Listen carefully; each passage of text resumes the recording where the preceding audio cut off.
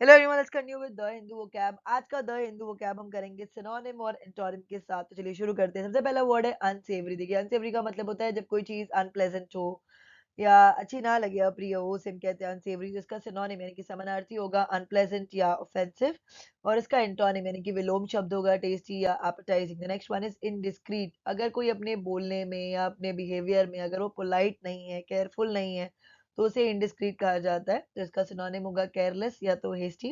Antonym होगा discreet. The next one is portent. Portent का मतलब होता है एक साइन होता है फ्यूचर इवेंट का, जनरली बुरा वाला, उसे हम कहते हैं पोर्टेंट।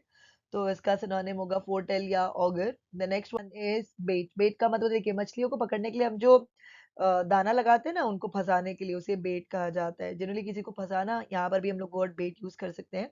तो इसका सिनोनिम होगा ल्योर, और एंटोनिम क्या होगा? अनहुक। The next one is evoke. Evoke का मतलब होता है produce a memory, feeling etcetera in somebody's mind, यानी किसी में स्मृति या अनुभूति आदि को जगाना, उसे कहते हैं एवोक। तो इसका सिनोनिम क्या होगा? प्रोवोक और अराउज।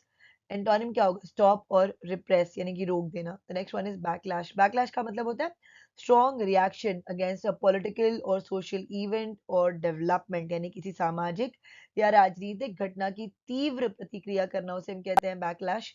इसका सिनोनिम क्या होगा? Counter action. The next one is repost. Repost का मतलब होता है तगड़ा करारा जवाब देना किसी को, उसे हम कहते हैं रिपोस्ट, यानी कि क्विक एक फनी रिप्लाई, उसे रिपोस्ट कहा जाता है। इसका सिनोनिम क्या होगा? रिटॉर्ट या रिप्लाई।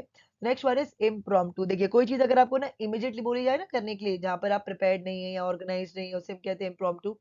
तो उसका सिनोनिम होगा एक्सटेम्पोर। एंटोनिम होगा प्रिपेयर्ड और rehearsed. The next one is affront. Affront का मतलब होता है कि आप कोई चीज ऐसा कर रहे हैं या बोल रहे हैं जिससे सामने वाले का ना इंसल्ट हो रहा है, यानी कि ऐसा कथन या व्यवहार जो दूसरे को अपमानजनक लगे, यानी किसी का आदर नहीं करना। तो इसका सिनोनिम क्या होगा? इंसल्ट या offence.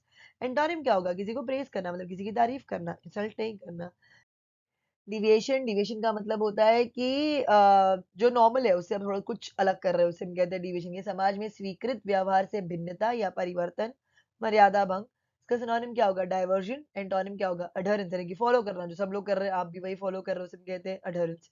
Next one is penchant. Penchant का मतलब देखिए, अगर आपका किसी चीज के प्रति ना झुकाव है, रुचि है, तो उसे कहा जाता है पेंचैंट। तो इसका सिनोनिम क्या होगा? प्रेडिलेक्शन या तो प्रेफरेंस।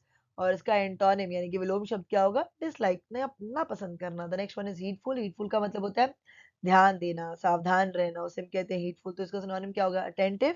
एंटोनिम क्या होगा? हीडलेस और inattentive. The next one is overall. Overall का मतलब होता है किसी चीज का मरम्मत करा देना, यानी कि to look at something carefully and change और रिपेयर इट इफ नेसेसरी, उसे हम कहते हैं ओवरऑल। सिनोनिम क्या होगा? रिपेयर करना या मेंटेन करना। उसका एंटोनिम यानी कि विलोम क्या होगा? डैमेज कर देना। The next one is incumbent, यानी कि a person who is currently in an official position, यानी कि पदधारी, उसे कहा जाता है इनकम्बेंट। सिनोनिम क्या होगा? करंट और इन power.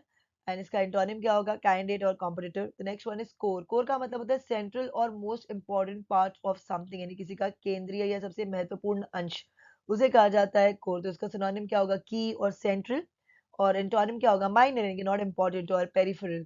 The next one is assent. Assent का मतलब होता है जब किसी चीज को ऑफिशियल अग्रीमेंट मिल जाए ना, उसे कहा जाता है असेंट। उसका सिनोनिम क्या होगा? एक्सेप्ट करना या अप्रूव करना। उसका एंटोनिम क्या होगा? रिफ्यूज, मना कर देना। The last word is regressive. देखिए, रिग्रेसिव का मतलब होता है कि पिछड़ी सोच होना, ठीक है, बिकमिंग और मेकिंग समथिंग लेस एडवांस्ड, उसे हम कहते हैं रिग्रेसिव। सिनोनिम क्या होगा इसका? ऑर्थोडॉक्स होना। एंटोनिम प्रोग्रेसिव होना। That's it. Thank you.